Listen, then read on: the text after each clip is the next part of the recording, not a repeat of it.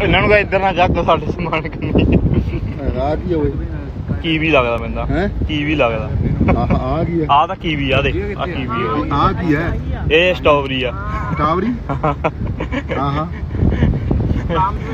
ਜਾਂ ਟਿੱਟ ਜੀ ਦੇ ਕੇ ਇਹਨਾਂ ਨੇ ਗਲਤ ਕਰਤਾ ਤੇ ਕਹਿਣਗੇ ਦੁੱਗਣੇ ਤਿੱਗਣੇ ਪੈ ਗਏ ਮਹਿੰਗੇ ਇਕਬਾਲ ਬਾਈ ਦੇ ਸਿਰ ਤੋਂ ਚੱਲਦਾ ਜੋ ਮਰਜ਼ੀ ਖਾਓ ਇਹ ਆ ਗਿਆ